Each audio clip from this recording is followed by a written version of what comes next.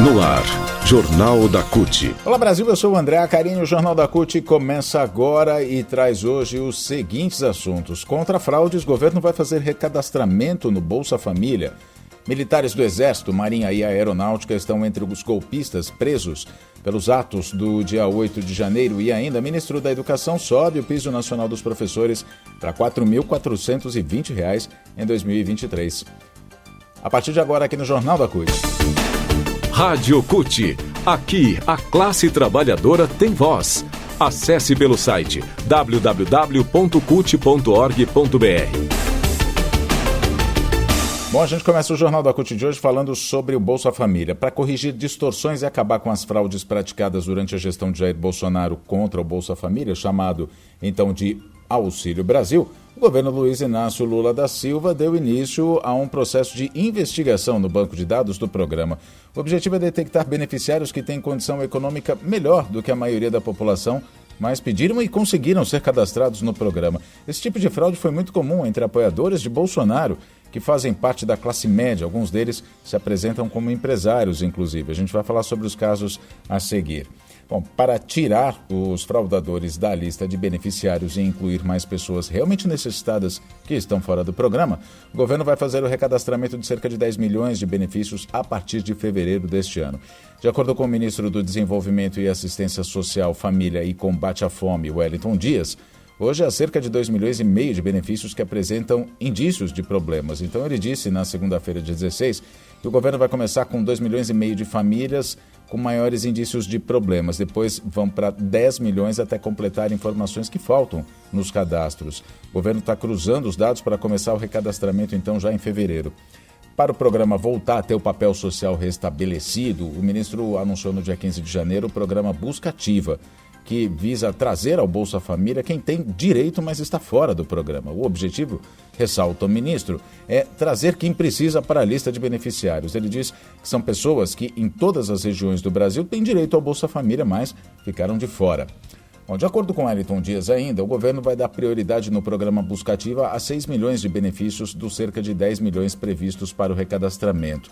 O ministro disse ainda que são esses que eles estão olhando com prioridade, onde estão as famílias unipessoais que entraram principalmente, unipessoais de uma pessoa só, que entraram principalmente nesse último período. Ele explica que o foco vai ser garantir todo o cuidado com os que mais precisam. A meta principal é tirar o Brasil do mapa da fome e da insegurança alimentar e nutricional ainda durante o mandato de Lula, disse o Wellington Dias, ministro.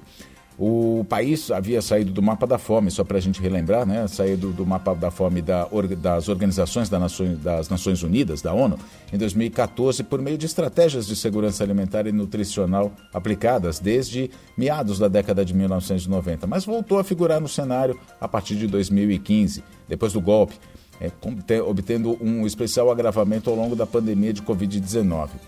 Bom, falar sobre fila de espera no Bolsa Família, Paralelamente às fraudes no Auxílio Brasil de Bolsonaro, que permitem que indivíduos abastados se apossem de recursos que deveriam ser destinados às pessoas mais carentes, o número de famílias de baixa renda que aguardavam na fila para ter direito ao benefício chegou a 1.569.000 em dezembro de 2022, segundo dados obtidos pela Folha de São Paulo.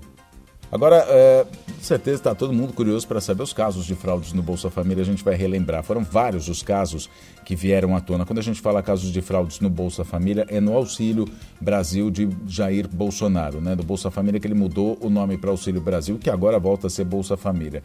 Foram vários os casos que vieram à tona depois do lançamento do programa, que aconteceu em maio de 2022, ocasião em que Bolsonaro trocou o nome então do Bolsa Família para Auxílio Brasil, prometendo que o novo programa com valor maior chegaria a mais pessoas. Um dos maus exemplos vem de onde? Dos militares, que em novembro de 2022, o Tribunal de Contas da União, o TCU, detectou um total de 79 mil militares beneficiários do programa. Esse levantamento foi feito a pedido da equipe de transição do governo. Segundo o presidente do TCU, Bruno Dantas, mesmo depois da lista de beneficiários do Auxílio Brasil ter sido colocada em sigilo por Bolsonaro, Dados do Ministério da Cidadania que eram possíveis de ser checados mostraram que esse grande contingente de militares já recebia o auxílio emergencial desde o início do programa, lá no primeiro mês. Ainda segundo a auditoria do TCU, em outubro, mês das eleições presidenciais, isso ano passado, o governo Bolsonaro incluiu indevidamente mais cerca de 3,5 milhões de pessoas no Auxílio Brasil, custando 2 bilhões de reais ao mês para os cofres públicos. Ainda em 2022, um caso de humilhação a uma mulher negra pobre que declarou voto em Lula, revelou outra fraude. Empresário Cássio Joel Senali, cidade de Itapeva, no interior de São Paulo, bolsonarista, que havia filmado o momento em que ele humilhava a mulher, negando a ela uma cesta básica por causa da sua preferência em Lula, recebeu R$5.000 de auxílio emergencial do governo. Mais recentemente, dados obtidos pelo Estadão mostram que cerca de 160 dos terroristas que participaram lá dos ataques em 8 de janeiro em Brasília também estão na lista de beneficiários do Auxílio Brasil. O valor total desses benefícios chega a quase R$900 mil. Uma dessas terroristas, de acordo com a reportagem do Estadão, é Roberta Gérsica Oliveira Brasil, que recebeu 4 tipos de benefícios no total de R$8 mil desde 2017. Responsável pela tentativa de explodir um caminhão-tanque no aeroporto de Brasília, um outro terrorista, lá em dezembro do ano passado, o bolsonarista Jorge Washington de Oliveira Souza, empresário também, 54 anos, é outro nome que consta nas listas de irregularidades. Ele recebeu pelo menos 16 parcelas do auxílio emergencial entre 2020 e 2021, somando cerca de R$5.700. É um valor muito aquém dos R$160 mil que ele gastou comprando armas, explosivos e munições. Tanto ele como a esposa, Ana Cláudia Leite de Queiroz Souza, estão cadastrados no auxílio pela cidade de Marituba, no Pará.